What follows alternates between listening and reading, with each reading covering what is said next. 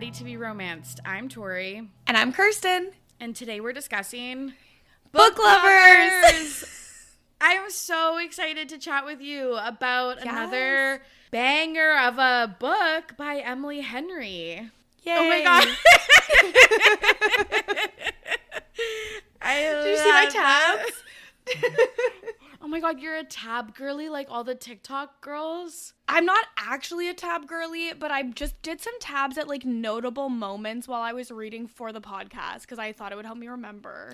That's so cute. I read on my Kindle and I will highlight things, which has been super helpful, but I've always wanted to be like an annotative like when you lover. Post like the little like memes where people have like highlighted in different colors and like drawn little hearts and stuff, I'm like, okay, that's super cute. But then also I don't know if I have it in me to like permanently alter a book. Like the way, I guess, like we haven't talked about it yet, but like me and my sister used to read together a lot when I was younger, and like she'd be reading one of, quote, my books, and I'd be like, why do you have it open so wide?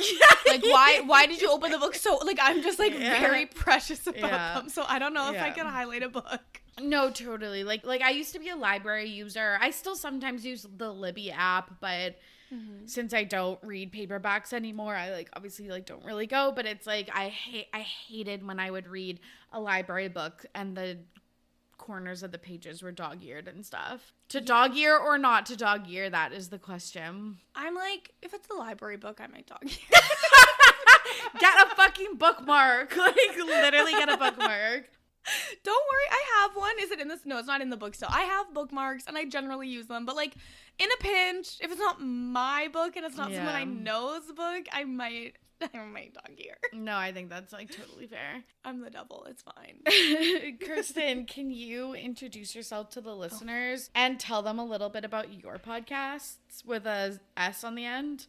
Yes, hello. I'm Kirsten. I have a pop culture, celeb gossip, trending topics type podcast called Mess Magnets with my wonderful co-host Sasha, who I'm sure will come on RTBR at some point. She's a huge romance novel girly. No, literally. And I just tweeted at her. I was like, she was tweeting about a romance novel. I was like, come on the podcast. I really want her on in June. Okay, thank you. Text her. I'll help you get her. But she's wonderful as well. And we just talk about like total vibes only, the big things in pop culture. And I also have a podcast called Hot Dummies on Islands, where I talk about love shows that happen at the beach or on an island, which is super fun. I love it. And have you always been a big reader? I don't know this about you. Yeah, I felt always.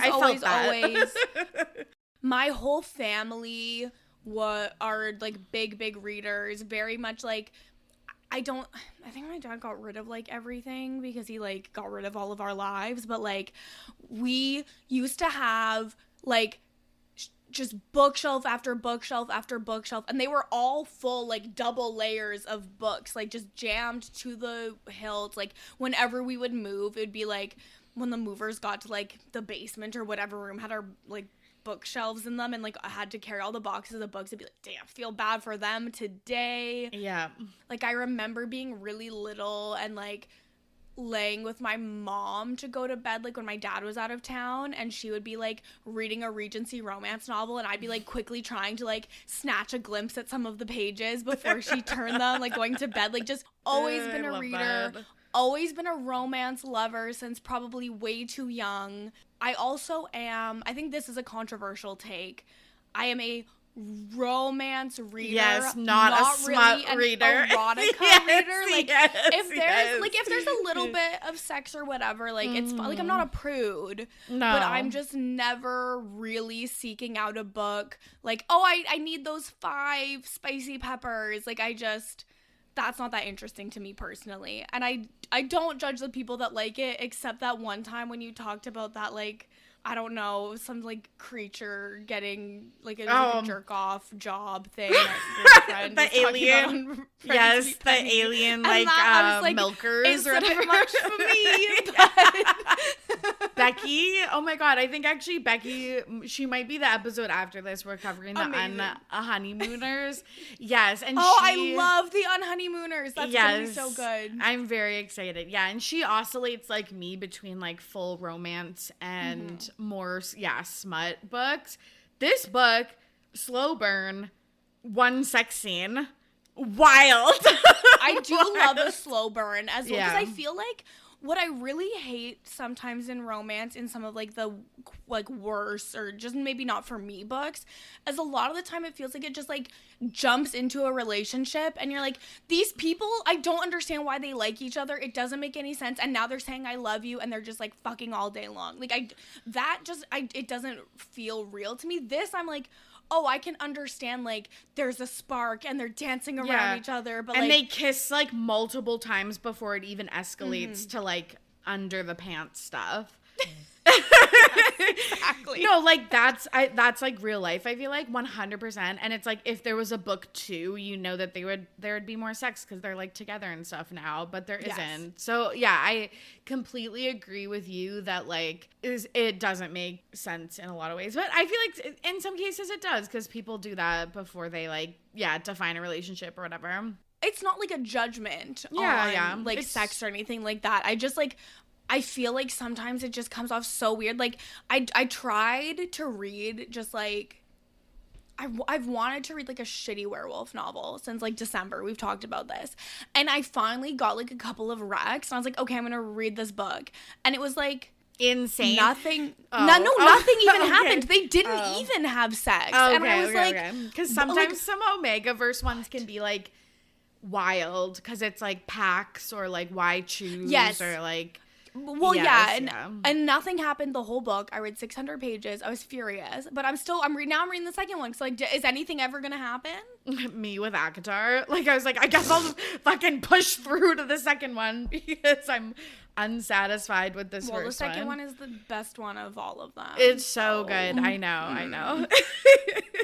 Yeah, but I get it. I think that's why I like the romance genre so much is like there's just so many times where it's like I could do more heavy on the romance, less on the sex, or it's like like I know you're not maybe into the paranormal, but it's like paranormal is such a good subgenre for when you hate men and you don't want to, like, and you're like, I hate men so much that all I want is to read bestiality. Like, I don't get it. I'm sorry, I don't get it. It's not for me. It's like humanoid. Okay. I'm dead. Wait till we cover The Dragon's Bride next month. I'm very excited. It'll be really fun.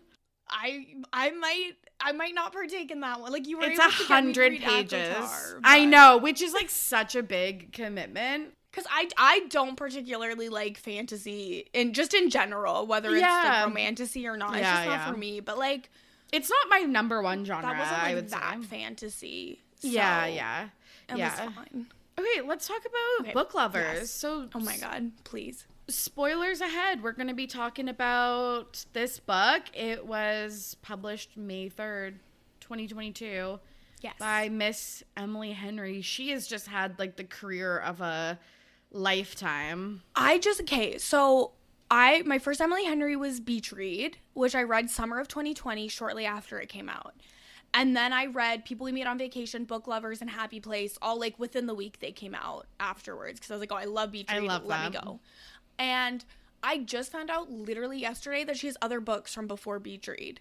Oh, wild. And so there's like 3 or 4 more books that I now get to read by Emily Henry, and I'm so excited. That's very exciting. This is my second Emily Henry book, and I liked this one so much better than People We Meet on Vacation, which I thought was a good book, but this one really, I think, is better. People We Meet on Vacation is the book that I recommend to my friends that don't, like, love romance novels, because it's not as much that, and then I can, like, get them in, but Book Lovers is, I think, the best one out of her 4, like, in the 2020s. Yeah, for sure. Yeah, and you're gonna read Happy Place soon, because I'm gonna give it to you. Yeah, I'm gonna read Happy Place, and then I'm gonna read Beach Read with Megan, and she's gonna come on, and we're gonna cover that sometime this summer, so I'm excited for that. So we start, this is such a good prologue. I'm not even really a prologue girly, but I loved this. So we meet Nora, and she is a very successful literary agent in New York City, very like hustle bustle. She's like, literally, she's Sandra Bullock's character in The Proposal. Exactly. Except with like icy blonde hair. Exactly. Like high heels, power suit, but with a skirt. and she's on her exercise bike. She loves Peloton. Yeah, she's on her Peloton as she's like working. She never takes a vacation. It like works into the evenings, all of this stuff. And she's on the phone with her current boyfriend, Grant, who is dumping her because he went, I think, back to his hometown, or like there was some family incident where he got called away. She stayed in New York. She noticed over like a week or so he was getting a little distant, and he calls her to break up with her, and he says, "I'm leaving you for the simple life. I met the daughter of a couple who owns a boutique hotel, and like, this is the life for me." And she just talks about how this is starting to become a pattern where... It's the fourth time a man has left. She, like, describes herself as, like, the evil corporate girlfriend in the, like, Hallmark movies. And because this is the fourth time that's happened to her. Yes, and I thought this was really smart because it's, like, we are usually reading the romance novels about the simple girl in the small town that owns the inn. But most of us are actually more closer to Nora than we are this, like, small town girl.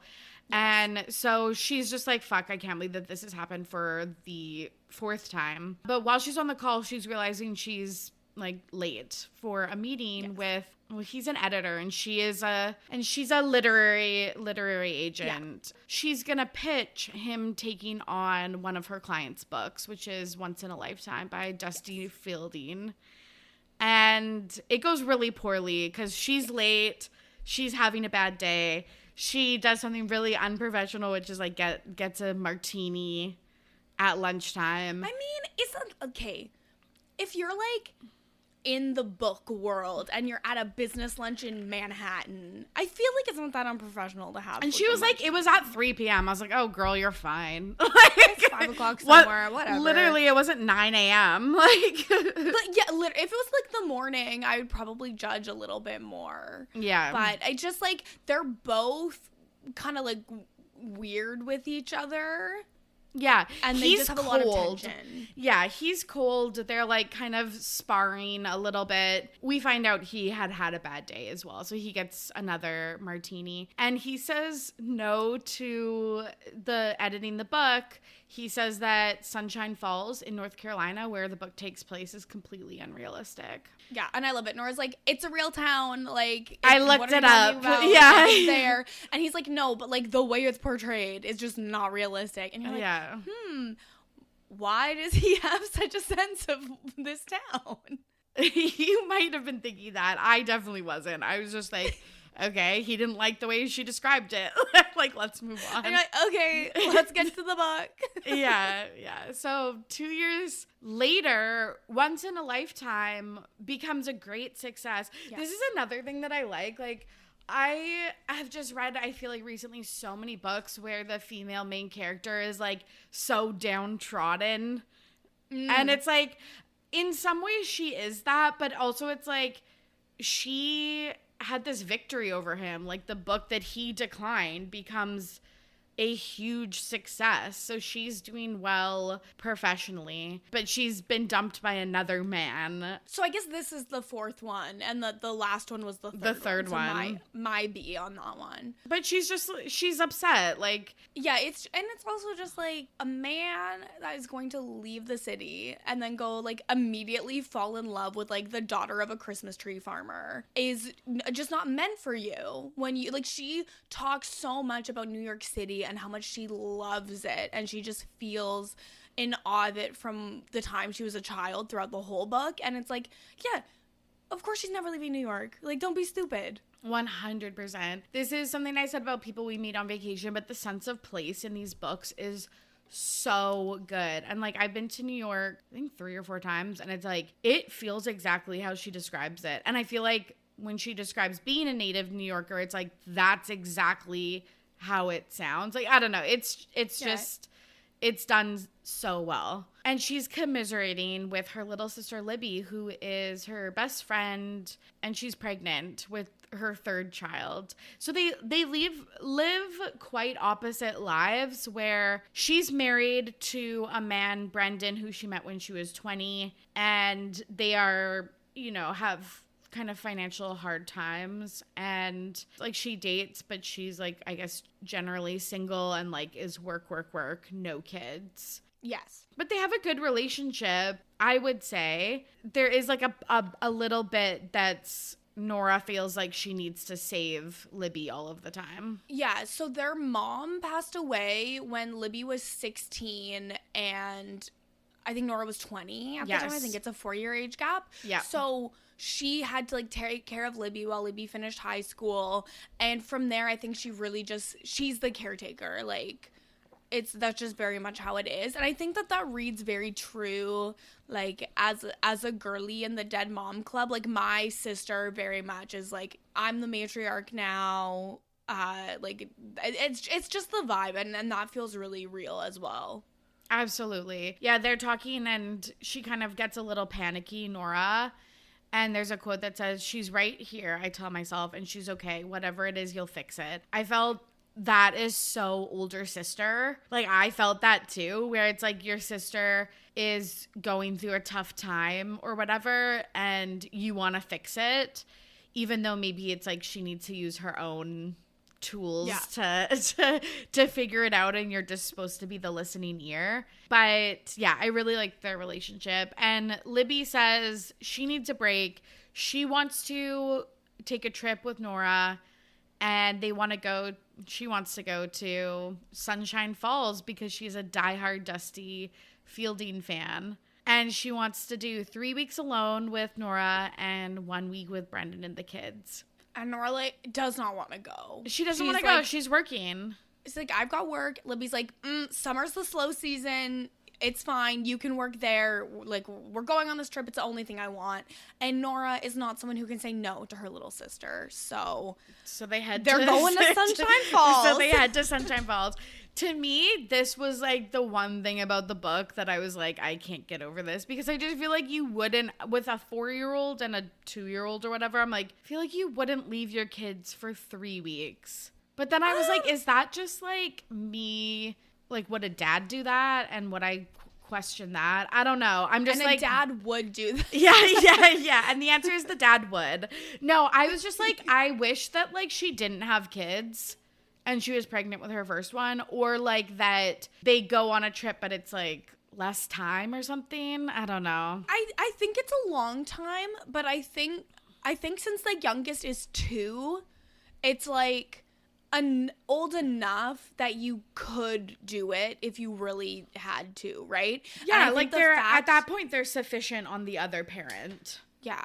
I think it's like the fact that she's willing to leave her 2 young kids for a month is like so scary to Nora that it gets her to go along with it. I think if she was just pregnant with her first, like maybe Nora would be able to be talked out of it, or like would be like, no, like we'll do something here, we don't have to go kind of vibes. True. But she's like, yeah, despy to go, and Nora's like, okay, we'll like figure that out whenever we figure out what the root cause of this is. And they head to Sunshine Falls, and Libby makes a checklist of all the things she wants to do on the trip, which is like ride a horse, and then Nora's like, you can't do that while you're pregnant, and she's like, skinny dip. She's like, you also probably shouldn't do that.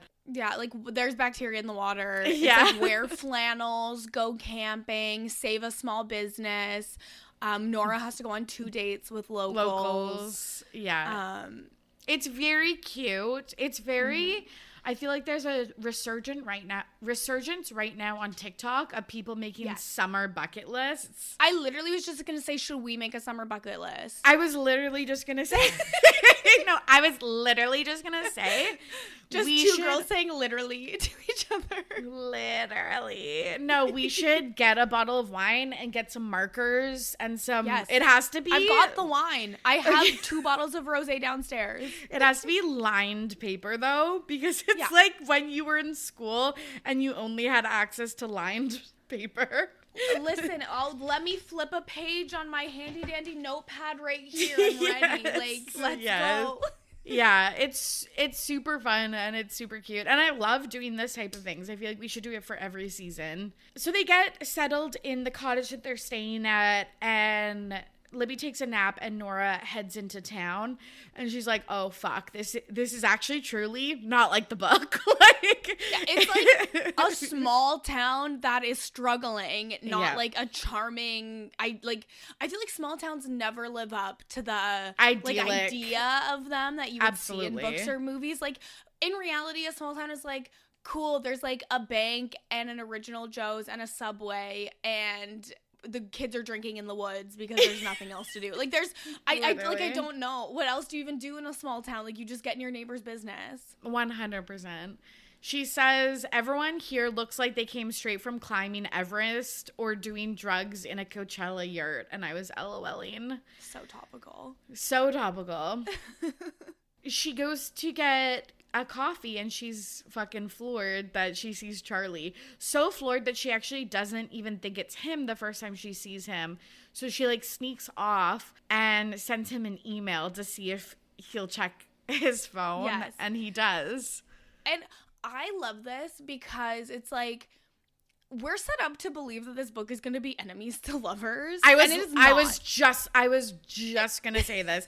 This is my favorite part about this book, and it really, I think, subverts a lot of enemies to lovers storylines. Mm-hmm. It's just like, he's never mean to her. He's never snippy. He never dislikes her. Mm-hmm. He was having a bad day and maybe was a little bit cold, but he's not like bullying her. And she like kind of is mean to him back, but it's like, it always comes across as like flirty being mean when you like bully your crush a little bit. Yeah. And I know some people would be mad. They'd be like, I was promised enemies to lovers. I want like him trying to kill her and then they suddenly have sex or whatever. And like, no, I love that. This is like a very like Mr. Darcy, Lizzie Bennet enemies to lovers. Yes. Where it's like, yes. They're like verbally sparring, and I don't think at any point he thinks they're enemies. But she thinks kind they're of does, from yeah. day one. It's not even enemies, it's like rivals. But I was like, they're not even really rivals because it's like they don't even have the same jobs. And like they're both successful in their own right. So I really, really enjoyed that because it didn't kind of go along this like stereotypical trope. She's flirting immediately. She tells him to read like Bigfoot porn. Yeah. And then like sends him $1 to buy it. She would love my paranormal romance reads. What was the one? Like, what are the creatures that are getting like milked or whatever in that book? Aliens, I think. Yeah, I thought it was like minotaurs or something. Oh, it could have been minotaurs. I've never read a minotaur. All I know is I literally I was walking to spin class at 7 a.m. listening to your podcast. I literally took a picture of my face. I was like, "What's happening?" Yeah. Also, but she sends it to him. Yeah. Also, just to clarify, we're talking about my other podcast, Ready to Be Petty. You didn't miss anything if you're a loyal, everybody, Ready to Be Romance listener. If you're not a petty Betty, then I just don't understand that. Yeah. Also, like, who are you? Yeah. Okay. So yeah, they're like immediately flirting, which I also really like, and they continue emailing over the course of the night. She like uses the emails to sneak out so he doesn't see her there. She gets them some dinner, I think, and they go back to the cottage to figure out what they're gonna do with their night. They do like a makeover. That was another thing on their checklist, which I love a book makeover because I just know when this gets adapted into a movie, it's going to be fucking fun. Like Amanda Bynes, I feel like energy, What a Girl Wants energy. Like I'm just very excited. But yeah, they grab dinner and they run into Charlie. And he's really surprised to see her, obviously, because he thinks he's in New York. And she explains, I'm here with my sister on vacation. She loves Dusty Fielding. And she's like, why the fuck are you here? And he's like, I'm from here. I'm like staying with my parents. Hometown. Yeah. And she's like, oh, that's why you didn't want to edit this book. He's like, yeah, because as you can see by the town around us, that it was not an accurate portrayal of this location. And I just think it's so funny. And then she finds out, like, he's staying with his parents, and normally he'd be staying in the cottage, but because they're, like, Airbnb-ing it, he has to stay in his childhood bedroom. 100%. And he explains it's, like, which we get to witness, but, like, a red race car bed. I could just see him because, like, he's described as also, like, not that tall. Like, not, yeah, like, I think not he's short king. Like, yeah. I feel like not, like, he's not, like, 5'7". I think they described him as, like, 5'10" or something like that, but it wasn't, like, it was more realistic, I feel like. But I also get the vibe that, like, she's, like, 5'9", 5'10", and she's always wearing heels, so she just, like, is taller than him, and he's fine with it, which is, I love that. I love a man secure in his masculinity and doesn't need to be, like, there's so many of these books are like, and he was 6'6" and he's hulking with his giant muscles, and she was so tiny and dainty, he threw and she her could over buy, the like, shoulder. a baby onesie, and, like, she's so tiny. Like, this is like, oh, they're, like, shaped like real people. Cool. Yeah, literally. It's the little things. Just so little. Fuck. But also, so part of what happens here as well is Libby gets the first pages of Dusty's new book because Dusty is, like, way behind schedule, and this is the first they're getting pages, like, months behind, and the book is about Nadine Winters, who is a film agent who is, like, very obviously based on Nora as, like, like the shark, like this bloodthirsty agent, and Nora's horrified that this is how people see her. It's so bad. Also, like, fuck you, Dusty, for being so shady. Like, that's so shady because it's, like, it's in a derogatory sense. It's not like she was, like, ish, like, I think it's the thing where, like, once you read the whole book, you're like, oh, this is actually, like, really nice, but all you've got is this one chapter about how I'm such a bitch and all I care about is my job and everyone calls me the shark because I'm out for blood. Cool. Like, that doesn't feel good. And it's like you can drop a little memo in the email or give her a phone call. No heads up. Like, Dusty's been writing this book for, like, a year and a half or something like that, and at no point did you think to give a call, hey, Nora, like, I know we talk all the time because you're always here for me when I need you, but, like, let me just give you a heads up, like, character is similar-ish to you, and it's not an insult. It's so bad. I felt so bad for her. So she's, like, thrown off because she runs into Charlie, and she got these book pages. Libby heads home and she stays with Charlie. Nora shows him the chapters and he's like, oh, it's, like, not so bad. Like, don't worry about it. They end up playing pool. Very cute. I love a pool scene in a book. Especially, like, listen, you're telling me they're enemies when Nora pretends to not know how to play pool so that he'll teach her. Like, and then he's like, I'll play with my left hand because it was kind of like a bet to tell each other about, like, why they were having a bad day. He's like, I'll play with my left hand, and then he's left-handed. Yeah. Like, she's like, oh, cute. teach me how to play. Oh, actually, I'm good at pool. And he's like, oh, actually, I'm left-handed. Like, just, I love that little cute. They have great banter through the whole book. Really good. I also want to say about their banter, not that it seems realistic, because I don't think anyone's this, like, witty or smart, just because it's like, this is written. It's not, like, spoken. No, we are. Okay, what like, other than us. About our conversations is that we're just as quick. But, like, I will say this banter felt a lot more realistic than a lot of other, like, books that I've read. So I believe that they'd be that smart because they work in books. No, you're right. And they're, yeah, you can just tell that they're, like, smart people. But it was, like, it was very, like, quick to the trigger. It was fun. But there's a cute moment where they're talking about each other. And then Charlie goes, I'm not talking about you at all. I'm talking about Nadine Winters, my fictional crush. And then she goes, big fan of jet black hair and Krav Maga, huh? It goes, Charlie leans forward, face serious, voice low. It's more about the blood dripping from her fangs. Because he keeps telling her, like, no, because she feels bad about being a shark and being a businesswoman, I guess. She's got a complex about all of these, like, Hallmark movie situations that happened, and that, like, she's being a woman in the wrong way, and that there's a right way to operate as a woman in the world. And he's like, I love she's this. doing it wrong. Yeah, he's like, why would you be embarrassed or like ashamed of this because, again, men aren't, and I love it. I love this. I'm not threatened by it. So it's so nice. So they play pool. It's very cute. It's dark out, so he walks her home and she gets stuck in the mud. Very small town romance, and he piggybacks her home. Why is she wearing heels? Why is she wearing heels and then Sunshine Falls? I love that she just like sticks to the bit. I wish I was the girl that wore heels all the time. I wish I was that girl. I remember when I got my first office job, I didn't buy like crazy heels, but I bought like block heels, and I was like, ended up in sneakers like the entire time. I wore either loafers or heels to work every single day from like 2015 through early 2020. And the first time I had to put on heels after COVID, I had a job interview and I put on my like, they weren't crazy. They weren't block heels, but they weren't like a stiletto. They were like maybe 3 inches at most.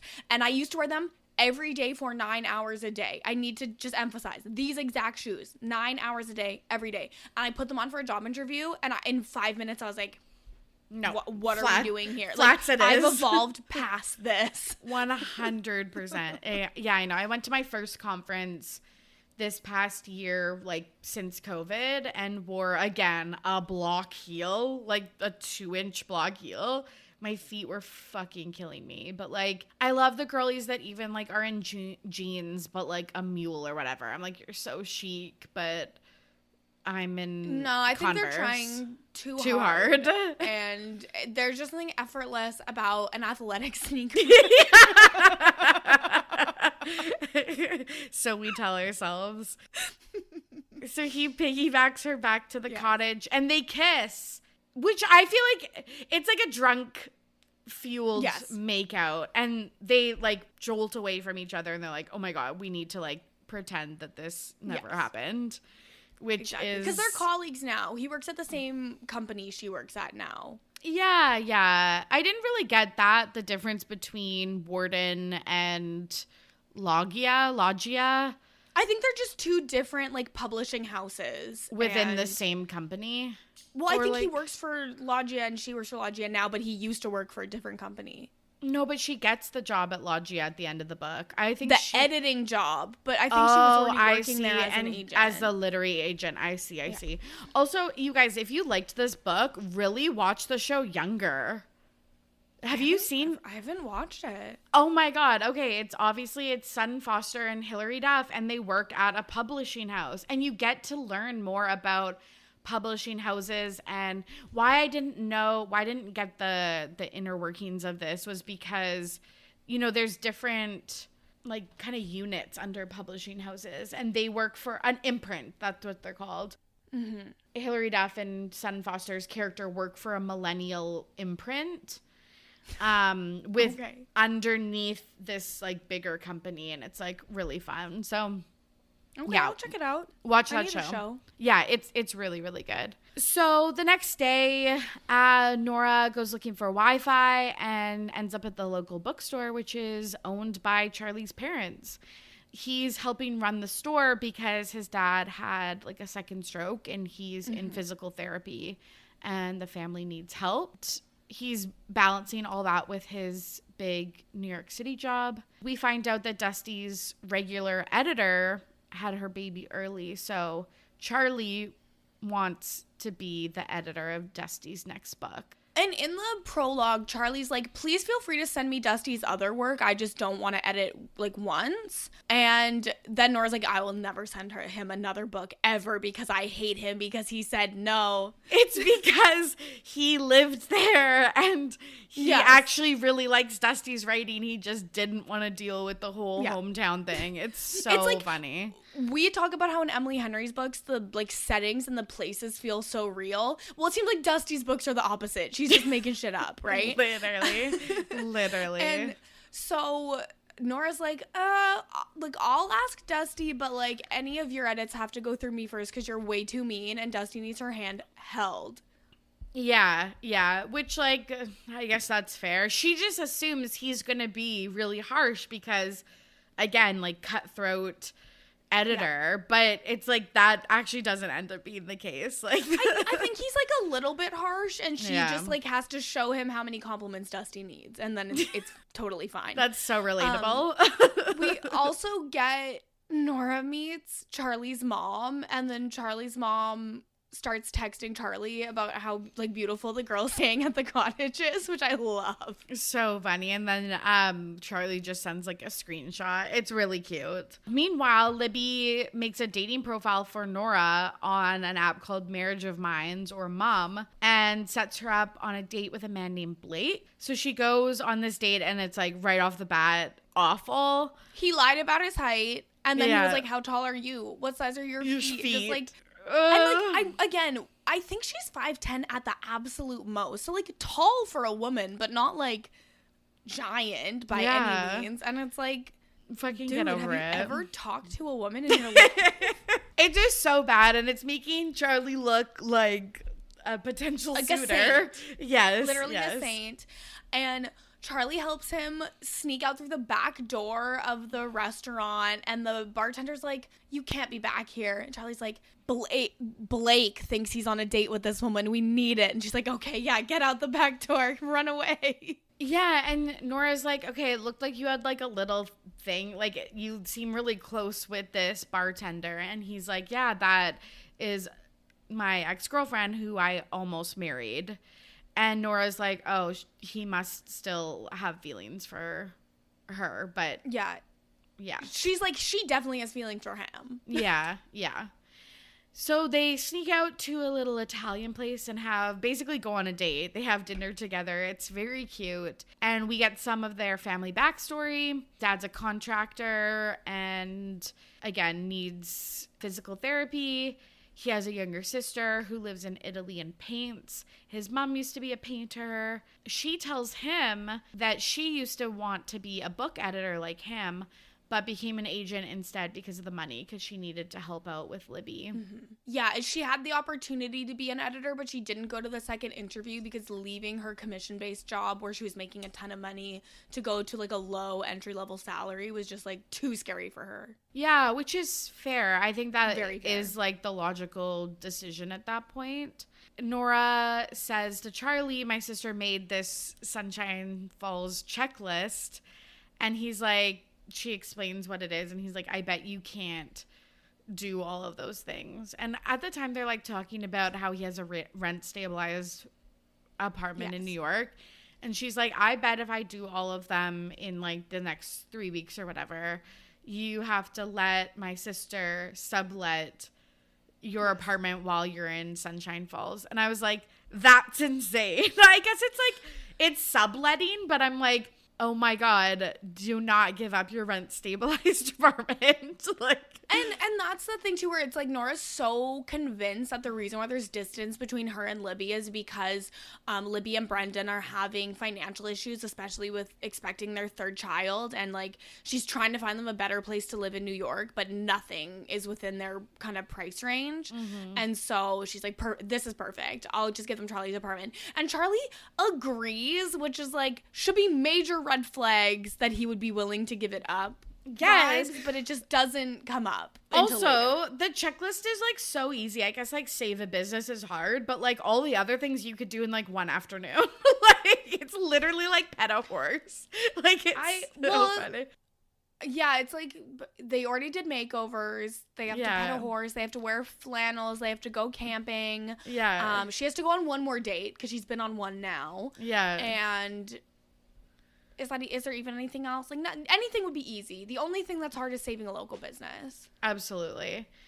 So he walks her home again, and they take a shortcut through the forest, and there's a hot springs, and they decide to skinny dip, or she does, and then he gets pulled in to check something off the checklist, and they kiss again because they're naked. Yeah. And like, because like at first she's like goes in her underwear, and he's like, that's not a bikini. Like that's not skinny dipping. That's not skinny dipping. Like, flings her bra at him, and he sees. Oh, and that's the other thing. One of like her family's things is like you should always wear like good underwear because you'll feel confident and whatever. It's not because you're gonna get hit by a bus. It's just like you'll feel confident. And so she's wearing like sexy lingerie, and he's like, He's like, this is insane. Wasted this on Blake? Yeah. He's like, this is like fucking insane. But it's like the same thing that happens where they like kind of jolt apart. And she's like, oh my God, I literally missed a phone call from Dusty.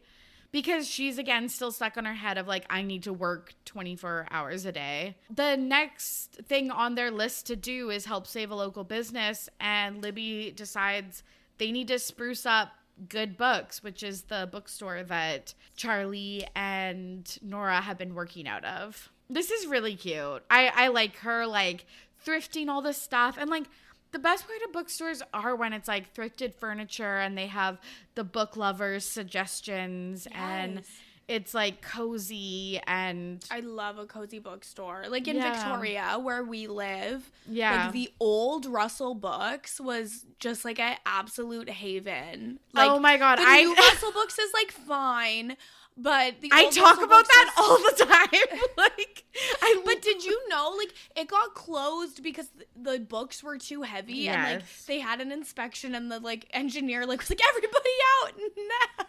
No, literally, because so basically it was 2 stories. Yes. And if you went up to the top, it would be like every step, it would be like creaking. Like your feet would be creaking under the wood. I knew I wasn't safe there. Yeah, but like once you went up to the second floor, it was like floor to ceiling. Like that was the used book section.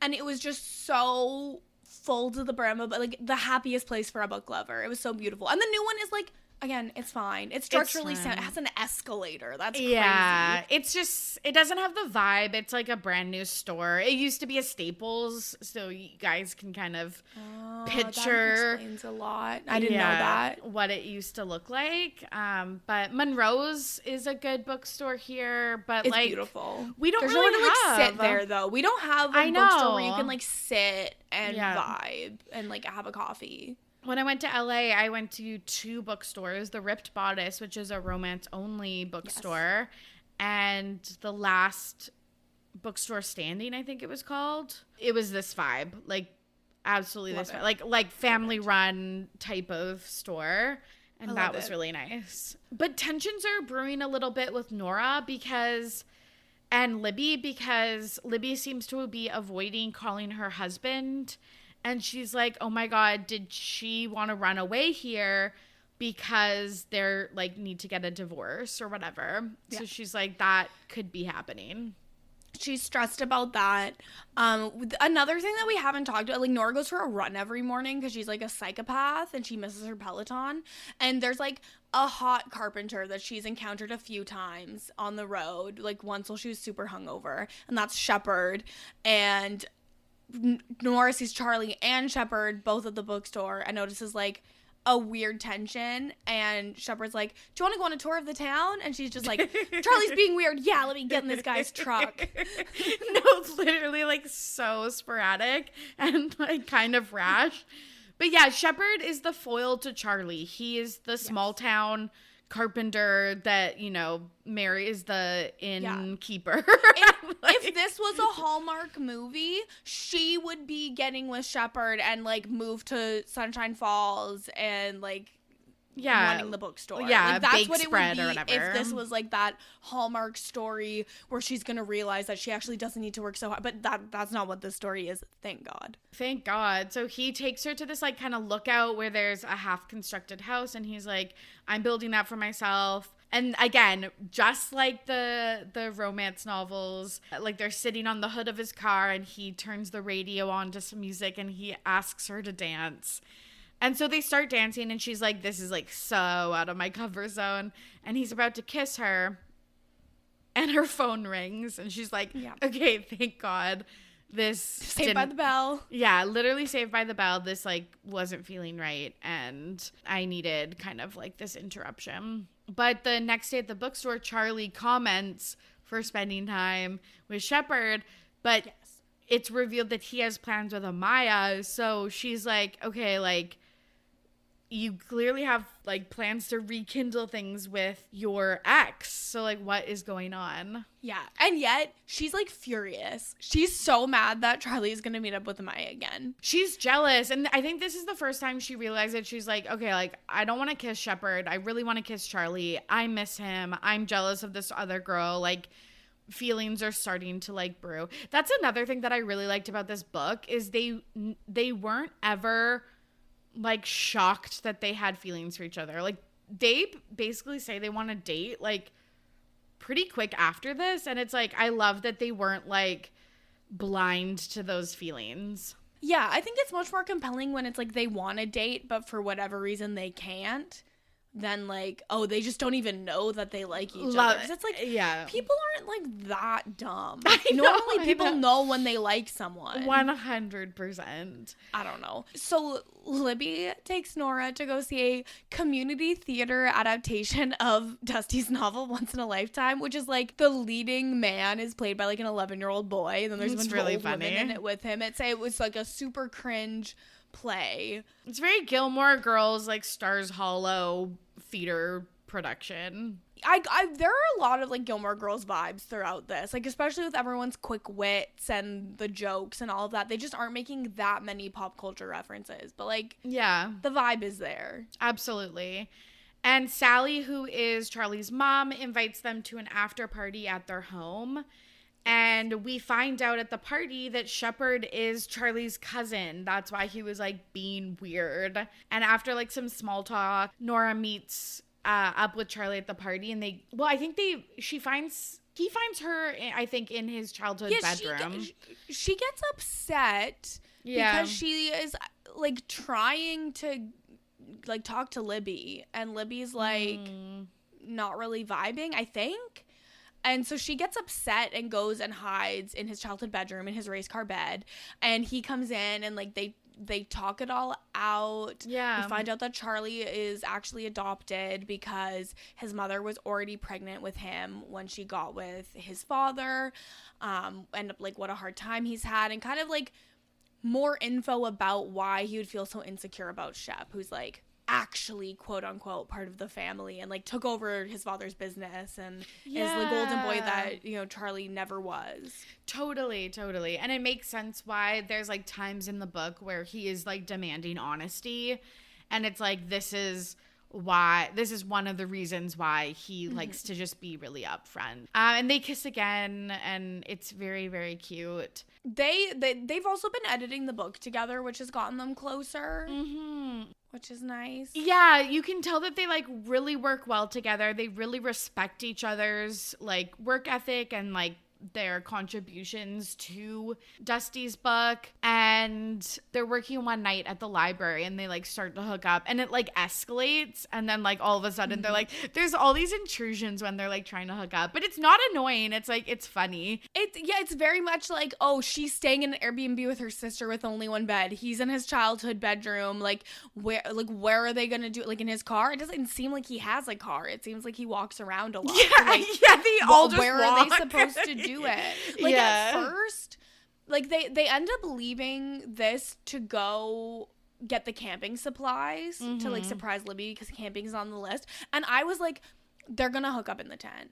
Like they're gonna hook up in the tent. Because and then they blow up an air mattress. I was like, they're definitely gonna fuck on the air mattress, and then they like completely don't. But yeah, because they're at the library, they start hooking up, and then he's like, we can't have sex in a library. We are currently in a public place. And also, like, we should do this right. Like, we don't want to just, like, have a rushed Yeah, he's like, I don't want to do it on a table. Yeah, like, that's fair. So, yes, they go to Target in a nearby town to pick up some camping supplies. And they set it all up in their backyard. We get the backstory about what's going on with Amaya. And basically, Charlie's like, yeah, I actually followed her to New York because she wanted to move there. But eventually, you know, she wanted to move back, and we did long distance, and it wasn't good, so we broke up. But what was happening behind my back when I was in New York was that Amaya ended up dating Shepard, and Charlie's family all knew and didn't tell him. So he was like really hurt by this.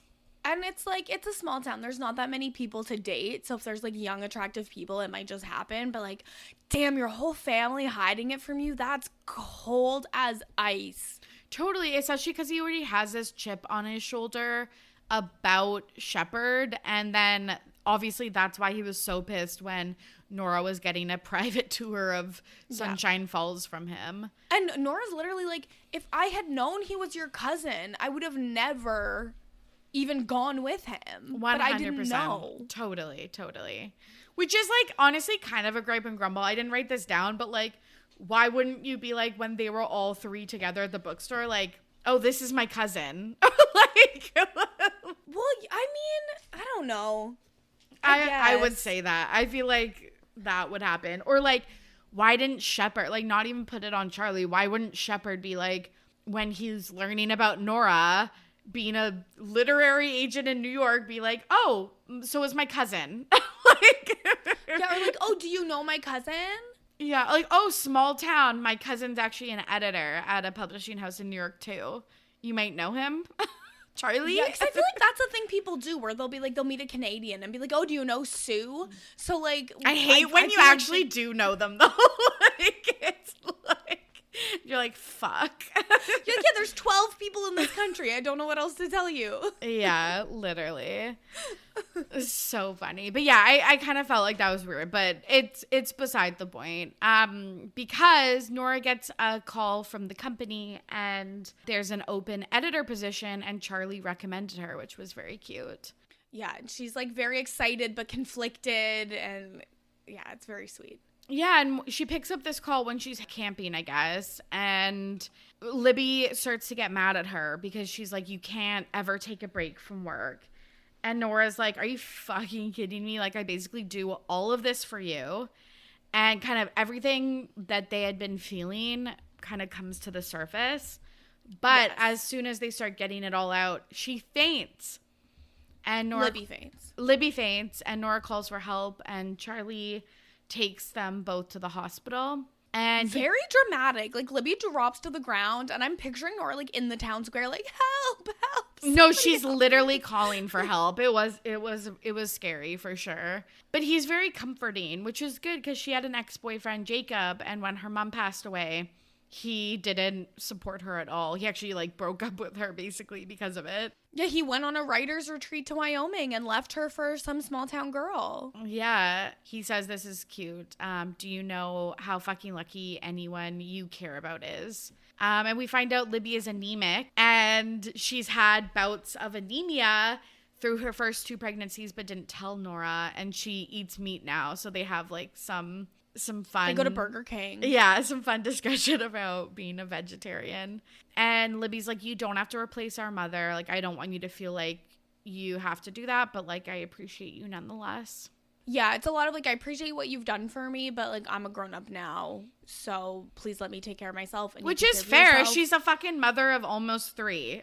Like, and she's worried about, like, it's not that she's like, oh, Nora, you work too much. She's like, oh, Nora, I'm like worried that you work so much that you don't get to have a full life with everything that you might want. Absolutely. Yeah, it's not out of judgment or malice or anything like that. She's like, I want you to have a full life, and I just basically see you being like a little workaholic.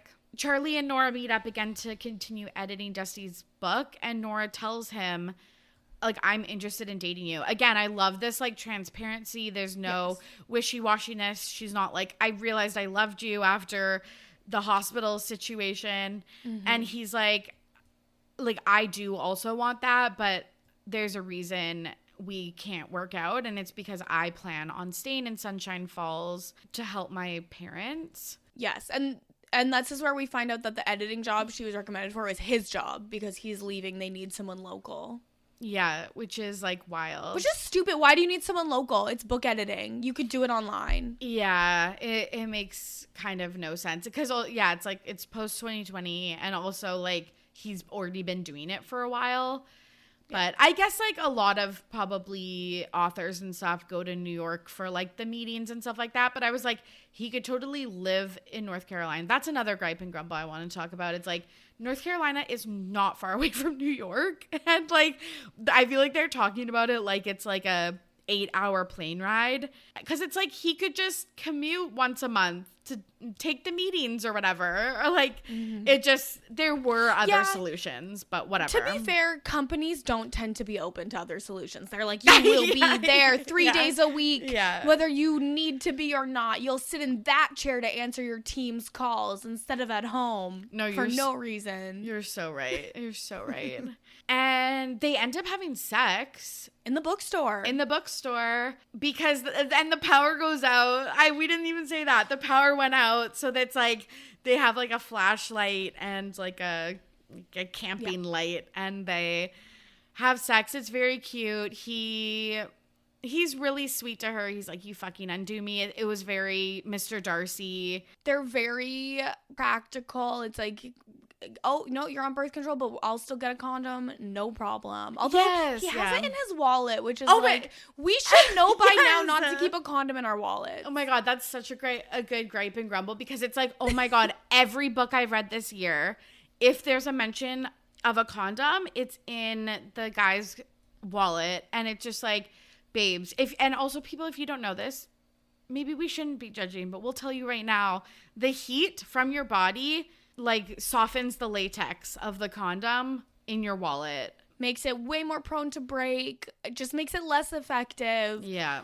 It's just not a good place to keep your condoms. No. Like have a pouch or something in your car or whatever. Like yeah, absolutely. Don't leave it in your wallet. That's just not a smart place to keep it. Yeah, totally. And after they have sex, Charlie wants Nora to stay with him, and Nora says to Charlie that she hasn't for like 10 years stayed overnight with a guy, because one of the nights that she was staying over at Jacob's house, her mom passed away and her phone died, and Libby was trying to reach her. She was at the hospital for like hours by herself, and Nora feels so much guilt from not being able to answer the phone. And I like that is like I can understand why you'd be like totally filled with regret. Absolutely, like that happened. 100%. But it's like, babe, we gotta get you a therapist. We gotta work through this, because this is not a good way to live your life. It's just not healthy. Very avoidant. Let's get you a therapist. Let's get you a charging pack for your phone. And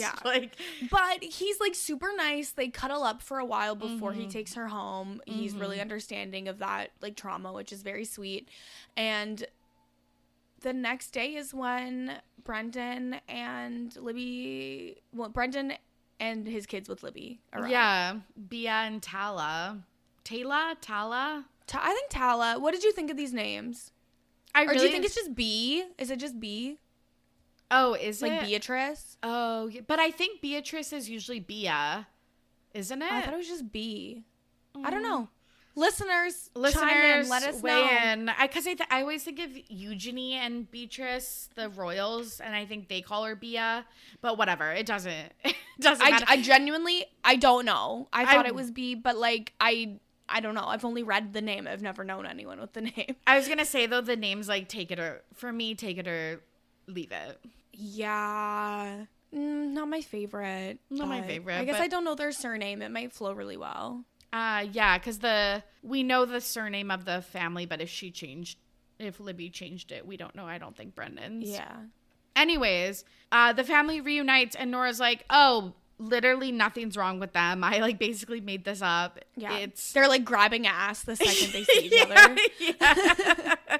She's like, it's totally fine. And Libby's like, there is something like a secret that I've been hiding from you though, but like I want to surprise you with it. So she takes her to a house in Asheville, which is the neighboring town. Like the nearest like slightly bigger town.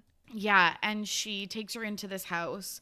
And she's like, surprise, Brendan and I bought this house and we're moving here because he got a job here.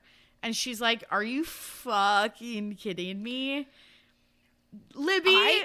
Libby. I cannot imagine selling my home and my like closest family not knowing about it. Like I just feel like that's so crazy to sell your home and not just like, or like to buy a home and not be like, hey, like when Brendan applied for the job, Libby should have been like, Nora, Manhattan isn't working for us as a family, and Brendan is applying for this job in North Carolina. We're still going to see each other all the time. It's not that far. Well, it just won't be like every week. And I just really hope you can support me in this. Like, that's the right way to approach this. But Libby was like, I just can't tell her that I'm leaving. I just can't do it. No, this was insane. Because you're totally right. It's like interview processes take months. Applying for jobs takes months.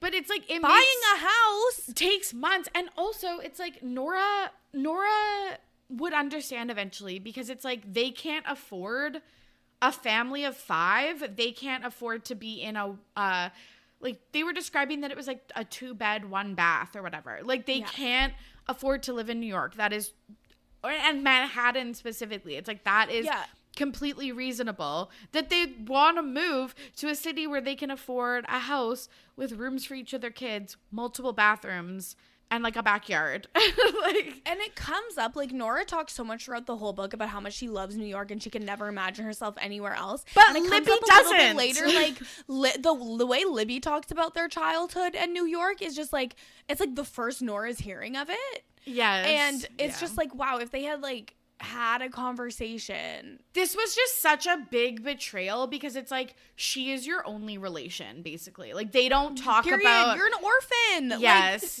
you don't talk about, you know, any aunts or uncles or cousins or nieces or nephews or anything. It's like it's literally you and your sister, and this is just such a bad move on Libby's part. And it's like, yeah, no wonder you were being shady. You were hiding this huge secret from your sister.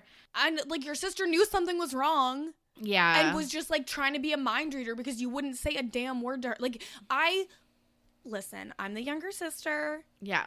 I can understand like being afraid of telling your sister, but like, nah, you gotta just tell your sister. This 100%. Is crazy. And again, I feel like if they were in New York and she was like, hey, I think that Brendan is like, for the best thing for our family is to move into a bigger space. I don't want to ask for your help again. I think the best thing for our family is to move. I feel like Nora, maybe she would be a little bit stung at first, but eventually she would have been like, yeah, of course, this makes so much sense. And they can still do their sisterly stuff on trips, because again, not too far. But I do want to say, just to point out for Nora, like as a single girly, that when Libby was like, I'm moving, and she lists, like, she's like, okay, there goes my Christmas plans, my New Year's Eve plans, like all of this stuff. I'm like, that makes sense, that it's like, for you, this is like a huge loss. It's like she's made Libby her whole world because she takes care of her and like she's the matriarch of the family. Yeah. And so it's like, yeah, of course this is gonna be huge, and like it's been sprung on her, so it's not like she even has time to consider what the new plans will be like, right? It's just totally. That's the other thing, is she's a reasonable, logical person that would come around if you gave her time, but you gave her no time. To surprise her with the house that you bought, which they had already closed on before they told her about it, is just like, I do believe that people would do this. Absolutely. But I don't think they should. No, not at all. So she goes to find Charlie because she's looking for someone to comfort her. And she cools down a little bit. She reconnects with Libby and realizes like that Libby had planned this whole trip to basically pitch her on Sunshine Falls and having Nora move here with her. But she's like, no, this is the time that I start living my life for me. Yeah. I am going to apply for the editing job, and I'm going to continue to live in New York because New York means so much to me. And this is where like Nora wanted her to like date a small town guy and fall in love and want to stay. Yeah. And all she saw is like, she was getting so frustrated. It's like Nora just keeps, you know, being pulled by like the magnetic attraction to Charlie, who is so like New York, just like Nora is, even though he's actually staying. And you finally realize why Libby like not hated Charlie, but was basically like, you spend too much time with him, like you should. Yeah, he's too New York, like you should like try to find someone else, because of course she wanted her to stay there. This is really sad. So basically she's like, I have like the job potential. I like feel satisfied that my sister's gonna be taken care of. I'll be in New York, and I have the guy, but he's being pulled in another direction. And Charlie suggests that they do long distance, but they're like, we just don't think that'll work for either of us. And they've already talked about how long distance doesn't work. And they're like, okay, we'll just like consider it. But she's like, last week, if you asked me that, I liked you enough to say yes. But this week, I love you too much to say yes. It's very, very cute. I was crying at this point. I literally, from like the point she finds out that Libby is like staying to the end, I like was sobbing. Yeah, literally. It was the second time I read it. Like I had not. Tears were like falling down my cheek. Actually, you know what? The first time I cried in this book was when they were talking about the Freeman bookstore that they lived above as kids. Mm-hmm. And they talked about the woman that, I feel like I'm going to like cry again, but like did the book lovers program, and like, it was like very, very cute. But yeah, sobbing. I had gotten ready for the day because I had 2 sets of plans. I had lunch plans and I had dinner plans. I got ready for the day. I went to lunch. I came home and I finished the book. And I had to then wash my face and redo my makeup before my evening plans because I had black from my eyebrows to my chin. Yeah. Like I looked like a clown in a horror movie. It was so, but like I couldn't stop. And I had read it before and I cried that whole same time the first time too. Like it's just so beautiful, and Emily Henry's writing is so good. And you like, I think especially because we're both people with sisters and we're super close with our sisters, I think that that's a huge part of it. Absolutely. But it just like, you can feel it and it feels so real. And I was just like no, it literally is like so devastating because it's so realistic. And I think that a lot of people also like in their 30s realize that sometimes you find the right person, but like time or whatever, like there's just something that's like doesn't work, and that's like devastating. And I think that prior to, or just like in a lot of books, I feel like if they break up, it's because they weren't right for each other or whatever. But it's like they know they're right for each other, but they break up because of these circumstances that it's so realistic that it makes it even more sad. Yeah. And they're just so perfect for each other. Yeah. And Charlie's like, take my rent stabilized apartment because I'm not coming back. Like, if money is the problem, like, pursue your dreams. You can have my apartment. It's like, Charlie, he's so perfect. I know. It's very, very cute. And I guess they head back to New York, the fam jam, the Stevens family. She has like 3 months with them before they move. Yeah, they do a bunch of fun New York things. She gets the job and she's working at it as the editor. On their mom's birthday, they had this tradition of going down to the bookstore and visiting it, and she does that by herself this time because obviously Libby's too close to her due date, so she can't travel back for it. I think she would have traveled back for it otherwise, but Libby calls and is like, oh, did you get my present? And Nora's like, what present? What are you talking about? She's like, well, for mom's birthday. She's like, we never do presents for that. And she shows up and Charlie's at the store. I'm gonna cry. Like, I'm literally gonna cry. I know. And he's like, she's shook. She's like, is this my present? Yeah. And he's like, we're going to work this out. My dad is out of physical therapy. Libby is going to run my parents' bookstore, which means I'm free to move back to New York and we can be together. And it's very sweet. And it's, they agree, and then we get an epilogue, which is 6 months later. Charlie has an editor job at another company that's way higher paying than any of the editor jobs he's had in the past. They're visiting Sunshine Falls. Their whole family's there, and she knows, like, oh, he's gonna propose because he has an empty ring box because I'm never gonna like wear jewelry that someone else picked. And it's like, oh. No, I know he like knows I'm like her literally so well. like, why am I tearing up? I've read this book 2 times. I know. And it's just so cute because it's like now they can visit Sunshine Falls all the time because all of their loved ones are there. And they're all doing what's right for them, even if that means like not being able to see each other like all the time and stuff. It's so good. We're crying on the podcast.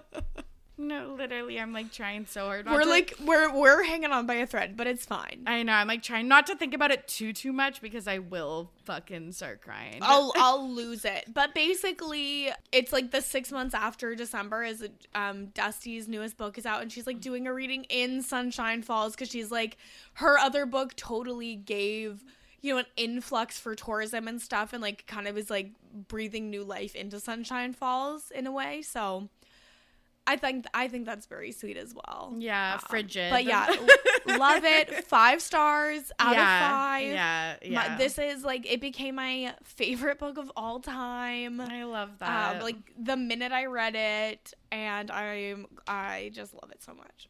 Me too. Okay, let's get into our internet investigation. This is our cursory peruse of the internet of things you need to know. I didn't know this, but all of Emily Henry's books, or I think like the ones that you talked about at the beginning of the show, are in the same universe. I love it. Which is very cool. It's like, but it's also they all happen in different locations. Yeah. So it doesn't actually matter. Yeah, totally. And it's like it all happens in the continental US, but it's like it doesn't matter. I think it's vibes like Taylor Jenkins Reid's books also all happen in the same universe, but as you read more of them, you actually will see recurring characters. I don't think that's going to be a thing for Emily Henry since I've read 4 of them now and none of them have any overlap. Totally. While I was doing some research though in the Emily Henry verse, we covered people we meet on vacation, and apparently there's a theory that Alex is going to be played by Callahan Skogman. My apologies for that pronunciation, because they interact with each other like a lot on Instagram. He played Matthias on Shadow and Bone. I never watched that. I've also seen theories that Io Adebri is going to be involved in one of the Emily Henry movies, because that's the other thing too.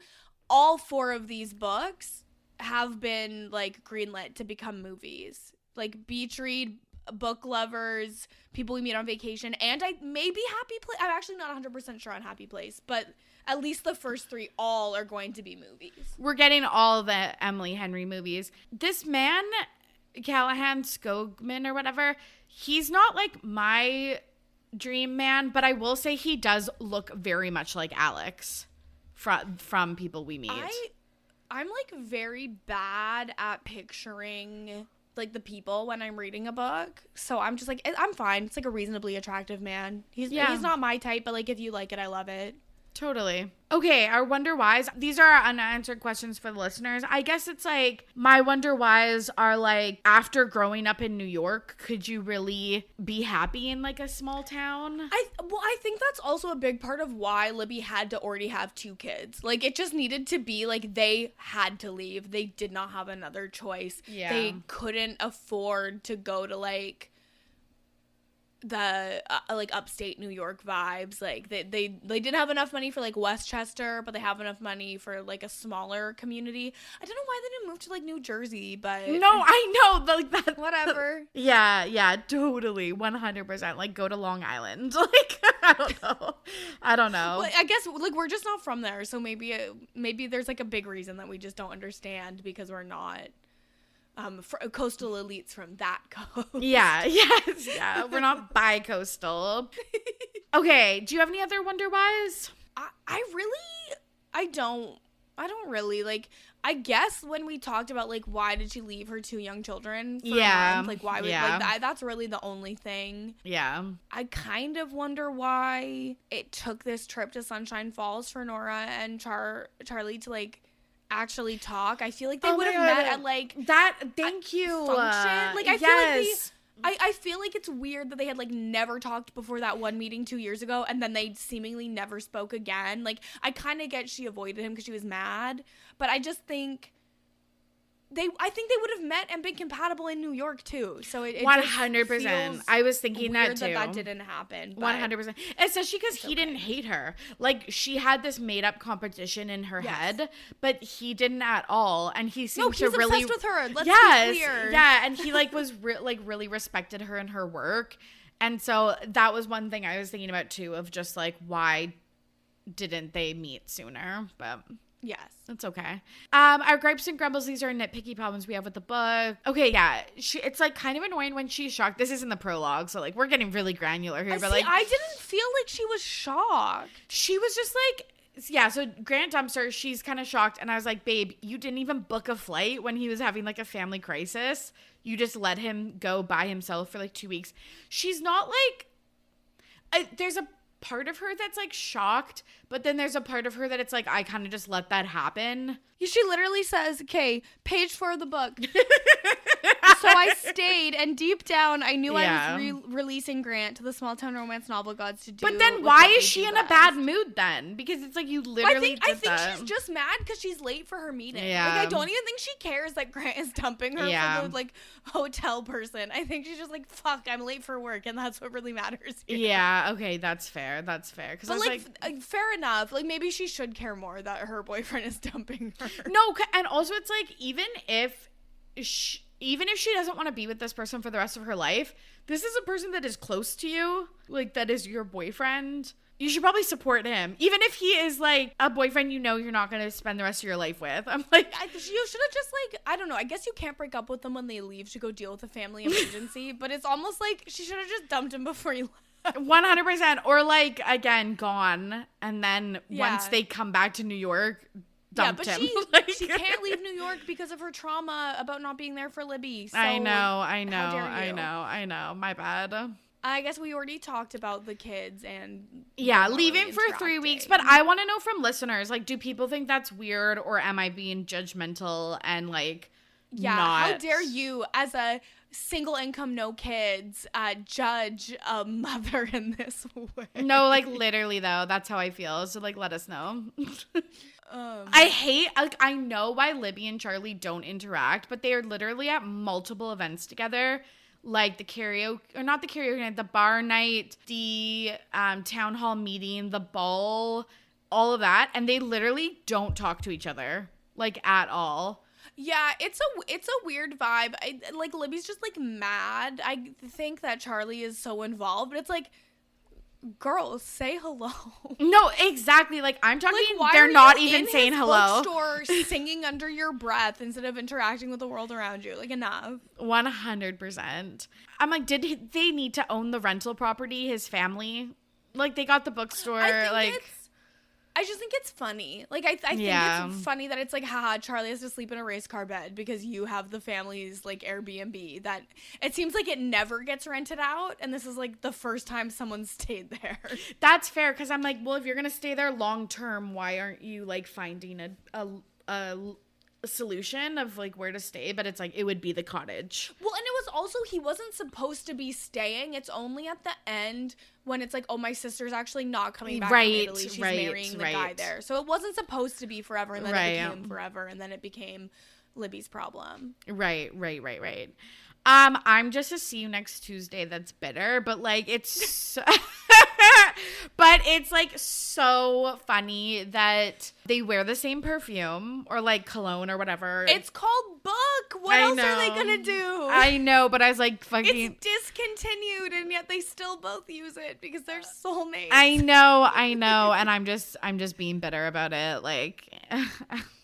And they use the same pen that's not like too rare in editing. Don't they just use like, it's like a Uniball, like one of these like basic like, I feel like it's actually a pretty basic favorite pen to have. That's fair, but yeah, and I guess they're editors, so it's like it does matter. But like, I was just like, okay, like, we get it, you're fucking soulmates, like, whatever. Oh, I didn't need the bet about the checklist. No, and honestly, like, I forgot about it. When you mentioned it on this podcast, I was like, it was a bet? Okay. Yeah, just because it was like, it had no stakes. Because if they didn't complete all of the things, what was Nora giving Charlie? There was never a stake named. No, it was just weird. I didn't need that. It would have worked without that, because the checklist is funny and totally something, like, my little sister would completely do that. So it didn't need this, like, additional layer. Obviously, this is more about the person, but Libby not telling Nora is so brutal. Crazy. That's not, like, about the book, though. That's just about her as, like, a character flaw. But, yeah. Also, yeah, them talking about how North Carolina, they're talking about, like, she's moving to fucking Europe. It's, like, not, I think it's, like, a 3-hour flight or something like that. Like, it's, or maybe 2 hours. I don't know. It's not far. Well, it seems like it's quite a drive from the airport. That's fair. That's fair. Because they are, like, in rural North Carolina. Yeah, it's, like, they're acting like it's across the whole world. It's like, on the same space. coast. It's not that like, far. It is not that far. 100%. And there's this couple on Summer House, Paige and Craig, and he lives in North Carolina in South Carolina, which is, I guess, farther, technically.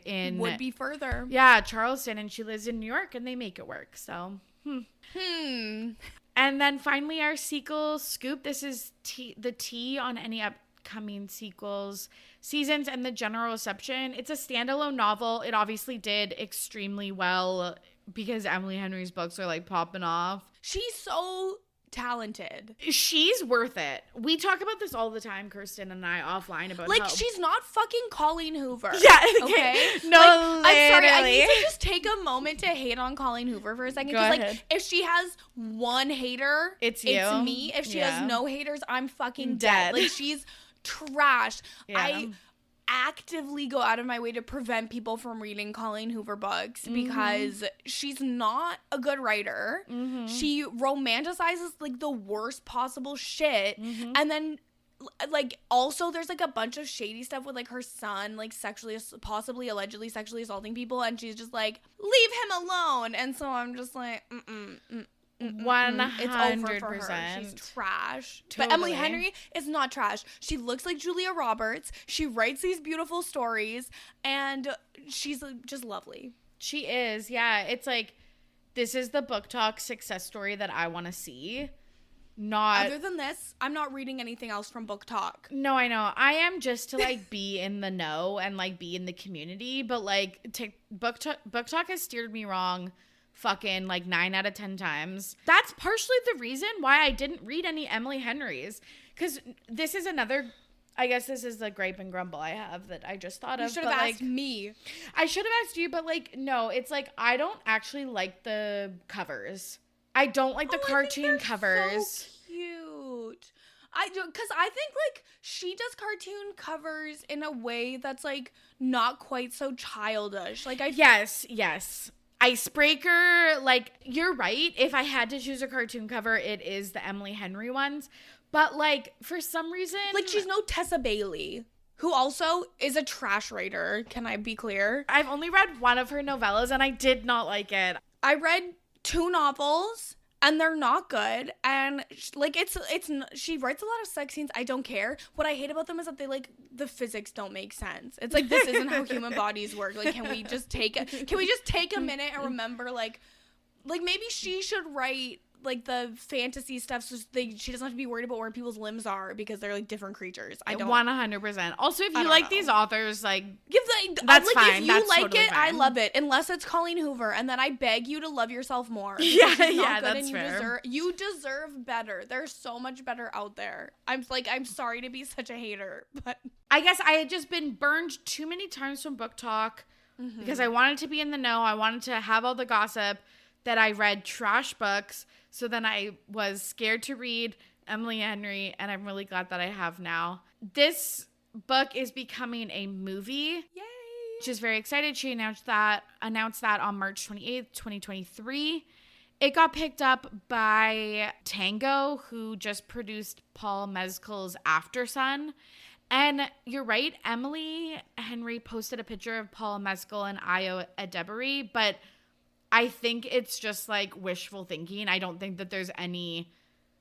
No, I don't think it's developed enough that they even would have a cast. Like, I think they're probably developing screenplays at this point and maybe starting to cast, but not, like... It's not, like, happening. Totally. And I'm very excited for this because I know, like, a lot of people are apprehensive about TV and movie adaptations. But in her announcement, Emily Henry said, there has been a lot of rom-com films are dead talk over the last few years, even though absolutely everyone I know is desperate for them. The industry, even more than publishing, wants a sure thing. And as we all know, that is the absolute worst constraint for making art. I'm so grateful Tango wants to make this. This movie is going to be funny, cozy, moving, and messy. I can't wait. Thank you for being the best audience. I'm going opening night, baby. Yeah, I'll go with you. And also, rom-coms are not dead. Rom-coms are so back for the last, like, 2 years. But people are just not ready to... Rom-coms are back, baby. And then she said, my fave thing about posting these is always that you guys tag every hot person you can think of. And I think that's beautiful. And I was like, she is just like our kind of girl. She, like, I literally have such a parasocial relationship with her. I follow her on Instagram. And I'm always like, oh my God, like, super cute curtain bangs. Oh my God, she colored her hair. Oh my God, to me, she's my friend, but she just doesn't know it yet. And Absolutely. I'm like, should I start, like, replying to every story, like, and then I'm like, no, like, back off, be normal. like, Yeah. That's so fucking funny. I get this one person DMs me like maybe every 8 months saying, my friend and I have a bet, and he says you don't reply to messages, and I say you do. Want to help me win $10? And I never have responded because that's a crazy person. And I'm like, oh my God, should I use that line? That's so fucking funny. Oh, that's so funny. Also, you can message us. You can DM us. I feel like Ready to Be Romance listeners are normal. Last but not least, Sarah Hayward is writing the script, and she has also written for Girls and Modern Love, which are 2 banger TV shows. So I'm very, very excited. Okay. She better not do my girl Nora wrong. That's all I have to say about that. Yeah, I don't think so. Okay, let's wrap up with our singular listener question. Amazing. Here is a voicemail from Megan. Hi, it's Megan, using she, her pronouns, calling in from Vancouver, BC. My question is short and simple. Why is Libby so fucking annoying? Did you guys also think this? Like, were you struggling with her character as it went through? I just was so annoyed with her the whole time. Like, some of the family dynamics were interesting, but mostly I was like, get a grip. Like, your sister has money. She can help. Like, why are you being so fucking annoying? Anyways, what were your thoughts? Can't wait to listen to the episode. Bye. I'll tell you exactly why Libby was annoying, because she's the youngest sister. Like, this is what it is to be the youngest. Totally. I'm a middle kid, so I'm like, I feel like I'm both a bigger sister and a younger sister. And yeah, it's like, but like, I get it. It's like, I feel like my older sister thinks this about me, and I think this about my little sister. It's like, yeah, the younger sister gets to be the carefree. And actually, Megan's an older sister. And I know, I know her sister. And it's like, they get to be the carefree, whimsical girlies because they have the safety net of their older sisters. Yeah, I was kind of annoyed at her just because, like, yeah. Okay, I was annoyed with her, obviously, from the big reveal. But then the Charlie thing, because I'm like, also, if you know your sister so well, you should know and not be selfish that Charlie is the right guy for her. I do feel like and that she should pursue on being mad about Charlie pretty quick. I think for me, like, I can see that Libby is annoying, yeah, but they do such a good job framing it from Nora's perspective, how much she loves Libby and wants to take care of her, that I'm just like, that's Libby, we take care of her, like, get behind me, Libby, I'll fight Megan and Torry for you. Yeah, totally. And like, I also love that it's like, it's also such a biased view of Libby because we find out again, 100%. Like she like doesn't like New York. She's like obsessed with her husband. She's worried about her sister, which are things that Nora could never see. So I don't want to read a Libby and Brendan story, but no, I don't happy she's about there. A 20-year-old dropping out of college to marry a much older man. That's not for me. Okay, this was super fun. Thank you so much for coming on. Can you tell the listeners where they can find you and anything else you want to plug? Thank you so much for having me on. If you had talked about this book with anyone but me, I might have stopped talking to you forever. There's so many people that say that, and I'm like scared. Just wait. I'm ready. Like, wait till you talk about the wrong book with someone else. But yes, this was super fun. If people want to hear more from me, they can listen to me every week on Mess Magnets. Again, talking pop culture, celeb gossip, just vibes only. It's super fun. And you can follow me everywhere at Kirsten Said What, including twitch.tv/Kirsten Said What, where I play a variety of silly video games on stream. Also, I love like the vibes of Mesh Magnets immaculate. Mwah. But you're always like vibes only. I was like, you and Sasha do so much research. like don't discredit. We're like vibes only. We have 20 pages of I know. I was like, don't discredit that you like are a very like facts based pop culture podcast. Like, well, sometimes the vibes are good, sometimes the vibes are bad, but it's only vibes. I know. Well, the vibes are only bad because people in Hollywood are rancid. But so true. So true. Okay, Kirsten, thanks so much for coming on. And that's the story of Book Lovers. Thank you so much for listening, and thank you to Kirsten for joining me on today's show. If you haven't already, subscribing and leaving a rating and review on Apple Podcasts or Spotify really helps the show find new listeners and grow the community. So maybe one day we could have our own book club. You can also suggest a book or leave a voicemail for a future episode via the links in the episode show notes. Around mid-month, I'll post the upcoming schedule of books we're going to cover on Instagram. I just did that yesterday. There's some really, really fun ones with some new and returning guests. Our next episode is Need Me. Until then, happy reading. For Ready to Be Romanced, I'm Torry. Goodbye.